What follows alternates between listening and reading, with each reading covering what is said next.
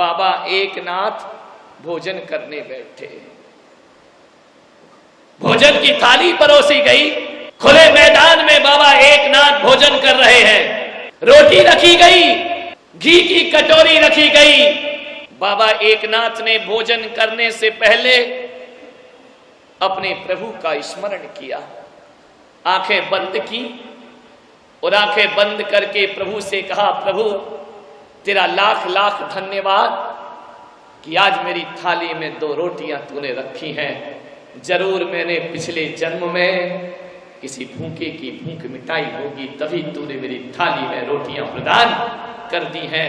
ये सोच रहे थे, भगवान को धन्यवाद दे रहे थे, हे प्रभु तेरी कृपा है मुझ पर बहुत। भोजन से पहले शांति मंत्र पढ़ रहे थे और भगवान से प्रार्थना करते हैं कि हे ईश्वर, इस दुनिया में यदि कोई भूखा हो तो मेरे पास भेज दे, मैं अपनी रोटी देकर पहले उसकी भूख मिटाऊंगा, उसके बाद अपनी भूख।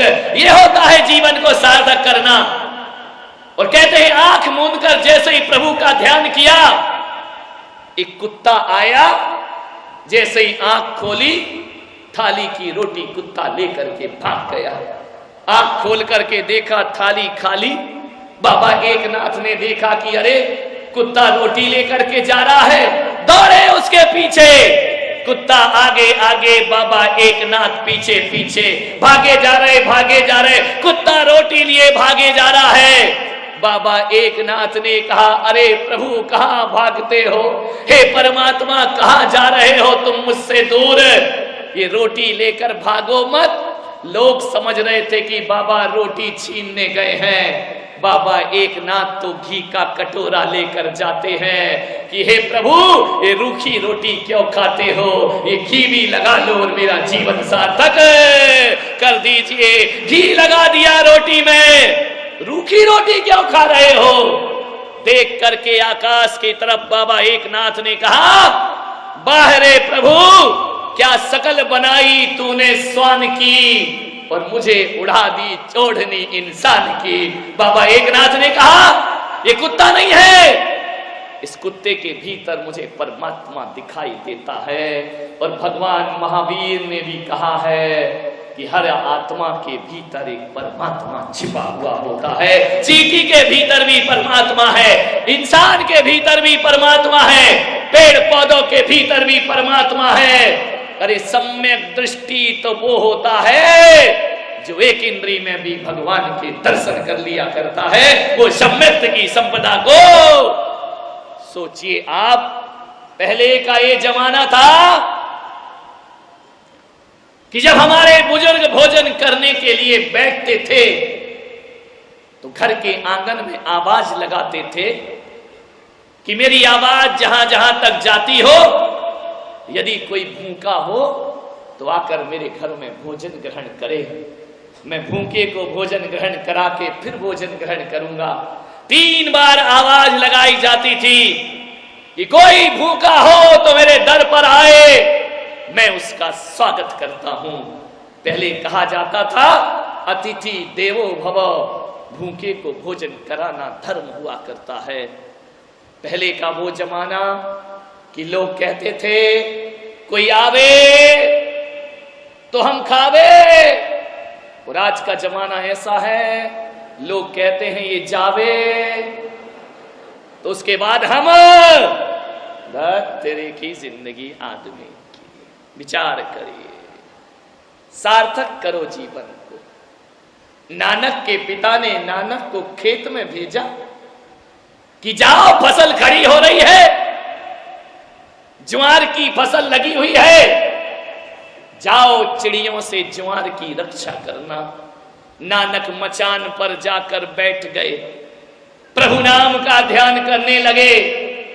चिड़ियों ने देखा कि ये कैसा रखवाला है, ये हमें भगाता ही नहीं है। चिड़ियां आकर के ज्वार बाजरा खाने लगी।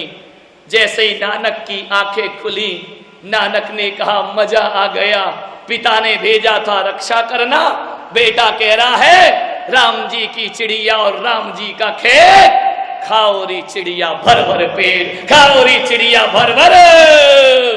मेरा क्या है, मेरे बाप का क्या है?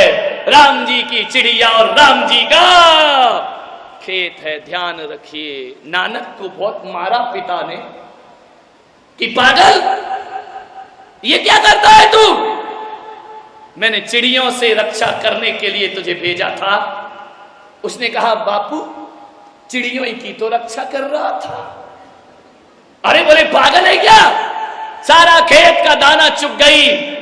बोले पिताजी, यदि दाना नहीं चुगती तो चिड़ियों की रक्षा कैसे होती?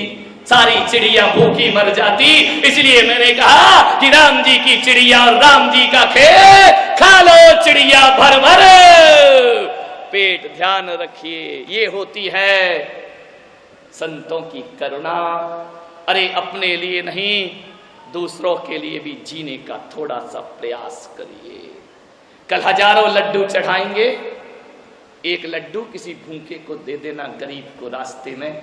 मैं कहता हूं हजारों लड्डू से भी ज्यादा पुण्य लगेगा बाबा के चरणों में चढ़ाया हुआ लड्डू यदि किसी गरीब के दामन में चला जाता है तो ध्यान रखना, वो लड्डू लड्डू नहीं रहता है, गोपाचल वाले बाबा का प्रसाद बन जाया करता है, जीवन का आनंद बन जाया करता है। सेवा करें, लाखों रुपए दान करते हो, कोई बात नहीं है। इस पंडाल में बैठे हुए लोग सोच रहे होंगे कि काश हमारे पास पैसा होता तो हम भी दान करते, हम भी बोलियां लेते। आज हमारे पास पैसा नहीं है, हम कैसे इस सौभाग्य को प्राप्त करें? नहीं मेरे भाई, ये दिमाग से निकाल दीजिए कि पैसे से ही धर्म हुआ करता है। ये बात अपने दिमाग से निकाल दो। पैसा ही अकेला सब कुछ नहीं होता है। मैं तो ये कहता हूं कि माला फेरने वाले हाथों से ज्यादा वो हाथ पवित्र होते हैं जो दीन दुखियों की सेवा किया करते हैं। उनसे पवित्र हाथ दुनिया में कोई दूसरे नहीं हुआ करते हैं। अरे किसी को जीवन दान देते हैं, वो हाथ बहुत पवित्र है।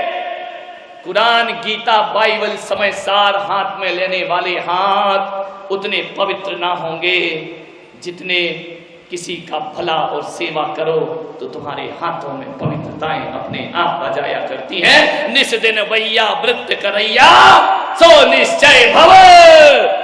सेवाएं करिए अपने जीवन में थोड़ी सी। बहुत से ग्वालियर के विभिन्न मोहल्ले के नरियल चढ़ रहे हैं मुझे, महाराज हमारे मोहल्ले में पधारना, हमारे नगर में पधारना। क्यों पधारना भाई? हमें आहार दान का सौभाग्य प्रदान करना। हम अपने घर में आपके चरण पढ़वाना चाहते हैं। हर नारी का इस स्वप्न रहता है कि अपने गुरु को अपने हाथ से जीवन कराए, अपने हाथ से एक गिलास आहार देकर। अरे कामी भोगियों को जिंदगी भर खिलाते हो, सौभाग्यशाली होते हैं जो संयमियों को अपने हाथ से एक गिलास आहार प्रदान किया करते हैं। कहा जाता है कि हजारों लोगों को भोजन कराने से वो आनंद नहीं मिला करता है, और किसी मुनि को एक गिलास आहार दे दिया जाए तो जीवन में आनंद की अनुभूति हो जाया करती है। बहुत सी महिलाएं सब चाहती हैं। कल तो एक सिंधी परिवार मेरे पास आया, महाराज क्या हमारे घर जीवन के लिए आप पधार सकते हैं? सौभाग्य देखो उनका। मैंने कहा आ सकता हूं। बोले हम जैन नहीं हैं। मैंने कहा तो भी मैं आ सकता हूं। मुसलमान? मैंने कहा वहां भी जा सकता हूं। कोई भी मुझे आहार दे सकता है, कोई पाबंदी नहीं है मेरे पास। जैनियों की आत्मा धक धक हो रही है। महाराज ये क्या कह रहे हो तुम? है कहां जाके आहार लोगे? मैं ले सकता हूं। कोई भी ग्वालियर का घर ऐसा नहीं हो जहां मेरा भोजन ना हो। हर घर में मैं अपना भोजन कर सकता हूं। इस पंडाल में जितने लोग बैठे हैं, बोलो क्या तुम मुझे भोजन कराना चाहते हो? हाथ उठाकर देखो सब। बाप रे, इतना बड़ा तो मेरा पेट नहीं है भाई। लेकिन एक बात ध्यान रखना, मैं हर किसी के घर में आऊंगा, कोई घर बाकी नहीं रहेगा, हर किसी के घर में भोजन करने आऊंगा। आप यदि अपने घर में 20 रोटी बनाते हैं तो मैं आपसे निवेदन कर रहा हूं कि 4 रोटी मेरे लिए भी बना लिया करो। 20 में से 4 मेरे लिए निकाल देना, क्योंकि मैं अपना बना हुआ भोजन नहीं लेता हूं अपने निमित्त का। यदि 20 रोटी बनती है घर में, 4 रोटी मेरे लिए बनाना। ध्यान रखना, और वो 4 रोटी हर घर में मेरे लिए बनना चाहिए, उसमें तुम मत खाना। वो 4 रोटियां यदि हर घर में जैन अजैन सबके घर में बनेगी, और मेरे नाम की जो रोटी तुम बनाओगे, अरे पुलक सागर भले ना आए, वो 4 रोटी किसी भूखे को खिला देना, मैं समझूंगा मेरा आहार तुम्हारे घर में हो चुका है। प्रतिदिन 4 रोटी मेरी निकालना, और घर में यदि गाय आ जाए तो 4 रोटी दे देना उसे। घर में कोई भूखा आ जाए, भिखारी आ जाए, क्या परीक्षा करते हो 2 रोटी के लिए? 2 रोटी 4 रोटी उसके दामन में डाल देना, और उसको यदि तुम रोटी दोगे, तुम सोचते रहो कि हमने भिखारी को दिया है, और मैं सोचते रहूंगा कि भिखारी को नहीं, तुमने मेरे सामने अर्घ चढ़ा दिया है। इससे बड़ा धर्म दुनिया का कोई दूसरा। बोलो, सिंधी परिवार हो, जैन हो, वैष्णव हो, माहेश्वरी हो, 4 रोटी मेरे लिए निकालोगे ना? मेरे खाने का मतलब ये नहीं कि मैं आकर खाऊंगा। अरे भगवान भी तो नहीं लेता ना, फिर भी तो मूर्ति को भोग लगाते हो, अपने ठाकुर जी को भोग लगाया जाता है। मूर्ति थोड़ी खाती है, लेकिन जब ठाकुर जी को पत्थर की मूर्ति को भोग लगाते हो तो तुम ऐसा सोचते हो कि ठाकुर जी भोजन कर रहे हैं। अरे भूखे को 4 रोटी खिलाना, सोचना पुलक सागर भोजन कर रहा है। तुम्हारे घर में आहार ग्रहण 4 रोटी बस, और 10 रुपए मुझे जरूर देना हर दिन, ध्यान रखिए।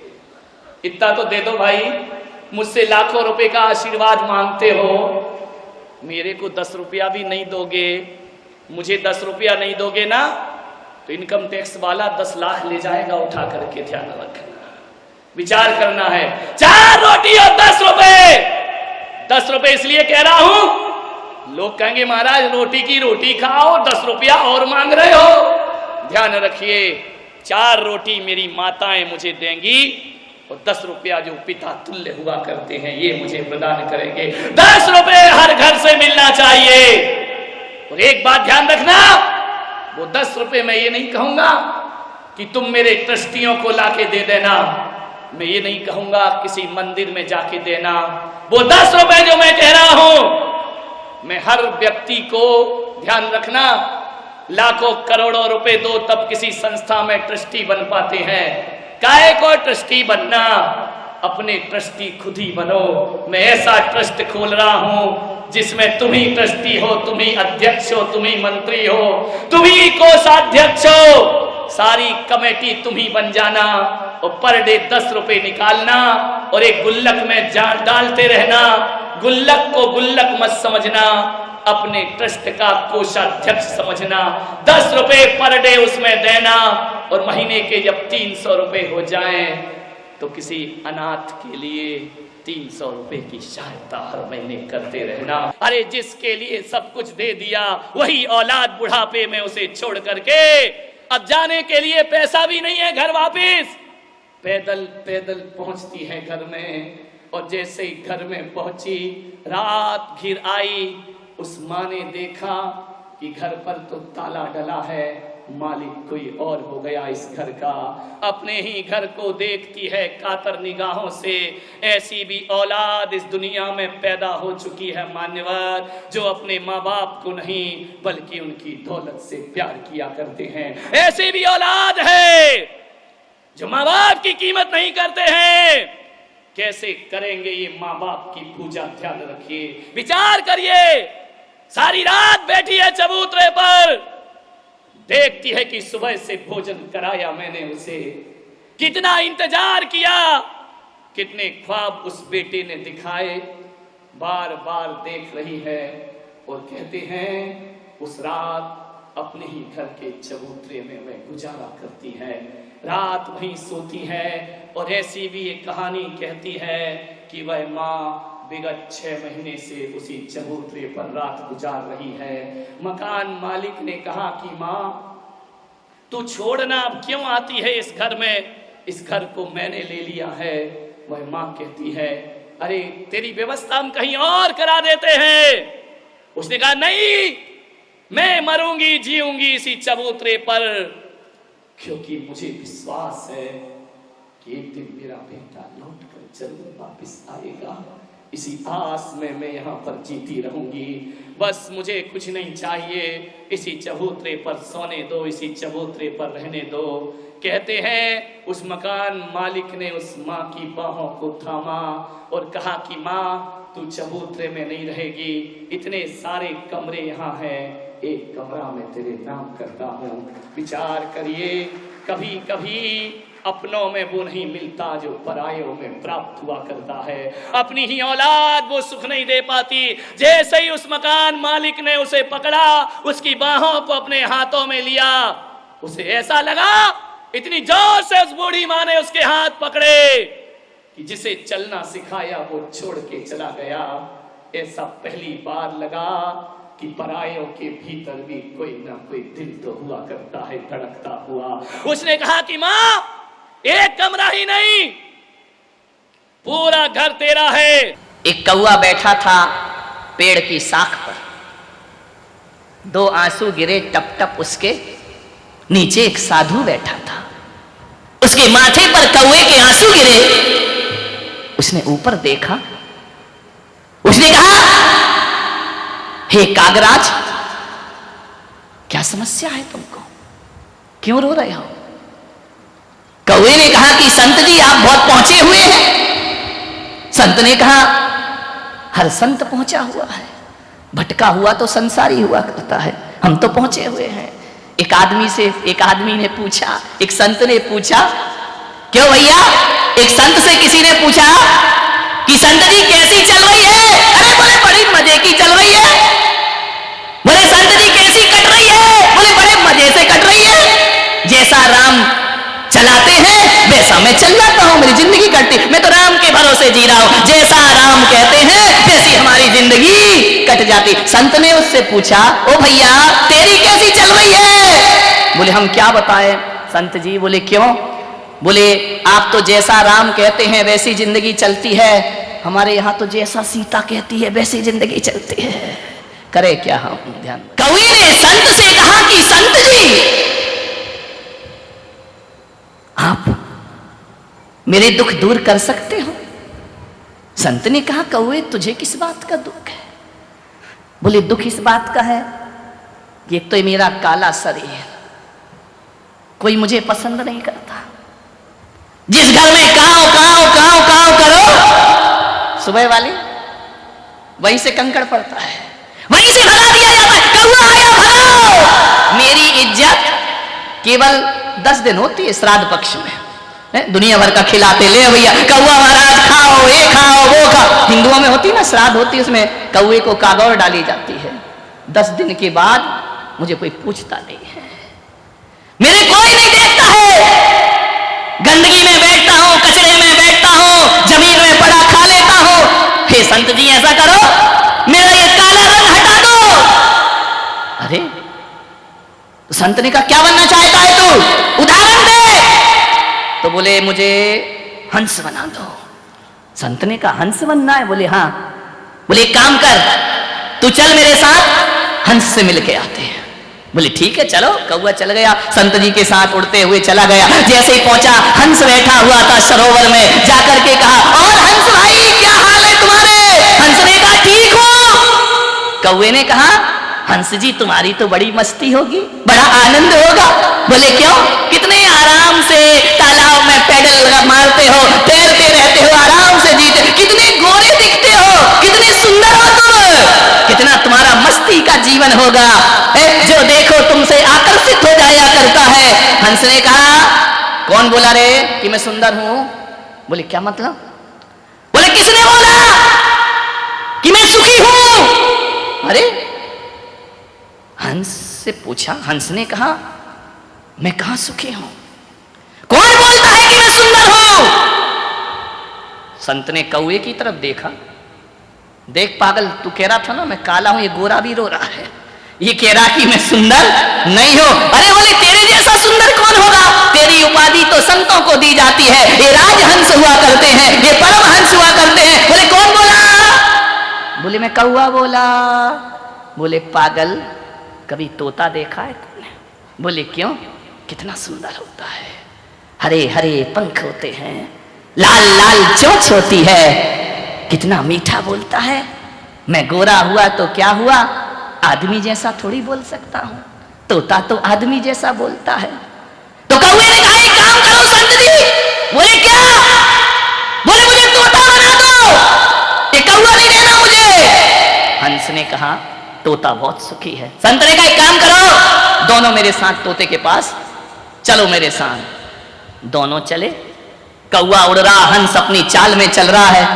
एक पेड़ पर तोता बैठा और मियां मिट्ठू, अरे बड़ा खुश हो गया तोता, क्या बात है, कौआ भी बुला रहा, हंस भी बुला रहा, संत भी आए, और मियां मिट्ठू क्या चल रहा है? उसने तो टे टे टे टे करके जवाब दे दिया। बोले आराम है। अरे बोले देखो क्या जिंदगी है मिट्ठू तुम्हारी, लोग पिंजरे में भी रख लें तो अपने हाथ से नहलाते हैं, धुलाते हैं, तुम्हें बादाम खिलाते, किशमिश खिलाते हैं, दूध रोटी खिलाते हैं, बड़े प्यार से बोलते हैं मिट्ठू मिट्ठू मिट्ठू, कितना मीठा बोलते हो तुम आदमी की आवाज बोल देते हो। तुम्हारे जैसा पुण्यात्मा, तुम्हारे जैसा सुखी इस संसार में कोई दूसरा नहीं हो सकता है। मिट्ठू ने कहा कौन बोला रे कि मैं सुखी हूं? अरे कौवे ने कहा यहां भी कोई लफड़ा है क्या? बोले कोई मुझे रंग मिला है, हरा रंग। बोले क्या मतलब? अरे बोले कोई रंग है क्या? किसी पेड़ पे बैठ जाओ तो पत्ती जैसा दिखता हूं, अलग ही नहीं दिखता हूं, मैं तो पेड़ की हरियाली में छिप जाता हूं। लोग आंख गड़ा गड़ा के देखते हैं तब मुझे पहचान पाते। मेरी क्या जिंदगी है, ये कोई रंग मिला मुझे, ये कोई सुंदरता है क्या? कौवे ने कहा कि मिट्ठू राम तुम तो बहुत सुंदर दिखते हो, हरे हो, काली काली कंठी लगी हुई है गले में, सुंदर सी ये चोंच देखो, लोग कहते तोते जैसी नाक होना चाहिए। अरे बोले पागल है, ये तोते जैसी नाक होना चाहिए। बोले क्यों? बोले मैं कोई सुंदर नहीं हूं, संत जी मुझे सुंदर बना सकते हो? कौवे ने कहा तेरा नंबर कहां से आ गया, अभी तो मेरी बात चल रही है, तू बीच में कहां से आ गया? संत ने कहा कि तुम इतने सुंदर तो दिखते हो, जब चलते हो तो बड़े ठुमक ठुमक चला करते हो। तोते ने कहा ये सब बकवास है, इससे कोई सुख नहीं मिला करता है। बोले क्यों? बोले सुंदर तो जगत में मोर हुआ करता है, मोर से ज्यादा सुंदर जगत में कौन होगा? संत जी हमें मोर बना दो। मोर बहुत सुखी हुआ करता है, जब बादल देखता है, घटाएं देखता है, बादल गरजता है, पंख फैलाकर ठुमक ठुमक नाचा करता है, झूम झूम के नाचा करता है। इतना सुंदर मोर पंख फैला दे, प्रकृति का सौंदर्य नजर आ जाया करता है, जिसे देखने के लिए हजारों लोग निगाहें गड़ा के रखते हैं कि मोर कब नाचेगा। और जब तुम मोर नाचते हो ना तो ऐसे लगते हो लोगों के हृदय को झंझट कर दिया करते हो। कितना सुंदर वातावरण, कैसा सुखी है रे मोर तू। संत ने कहा चल मोर के पास, चलो मोर के पास चलते हैं। जैसे ही मोर के पास पहुंचे, मोर मयूर कार्तिकेय के वाहन, तुम तो बहुत सुंदर लगते हो, कितने रंग भरे प्रकृति ने तुम्हारे शरीर में, सातों रंग भर दिए तुम्हारे शरीर में। तुम तो ऐसे लगते हो जैसे पक्षियों के राजा हो, तुम्हारे सिर पर ताज रख दिया परमात्मा ने, इतने खूबसूरत पंख तुम्हारे, कितने सुखी हो तुम। मोर बोला कौन बोला रे कि मैं सुखी हूं? अरे यहां भी लफड़ा है, यहां भी समस्या है क्या? मोर बोला किस सौंदर्य की बात करता है? ये मेरे जो सुंदर सुंदर पंख है ना, ये पंख ही मेरे दुश्मन है। बोले क्या मतलब? बोले परमात्मा ने इतना सुंदर रूप दिया है, ये रूप ही मेरा दुश्मन है। लोग मेरा शिकार करते हैं, लोग मुझे पकड़ते हैं, मेरे पंख नोच लिया करते हैं, मैं बेमौत मारा जाता हूं। हे भगवान ये सौंदर्य वापस ले लो, ये सौंदर्य ही मेरा सबसे बड़ा शत्रु है। संत ओ कौवे भाई तू कितना अच्छा है। मोर ने कहा तू कितना अच्छा है कौआ, कोई तुझे मारता तो नहीं है ना? तेरा शिकार तो नहीं करता ना, कोई तेरे पंख तो नहीं नोचता ना। तू बहुत अच्छा है कौआ, काश मुझे तेरी जैसी जिंदगी। संत ने कहा, बोल कौआ किसके जैसा बनना है। कौआ तो चुप था। उसने कहा, मैं क्या करूं, मैं जिसे अच्छा बोलता हूं उसके पास ही समस्या है। मान्यवर, मोर ने कहा, जा कौए, तू जैसा है वैसा ही रहे।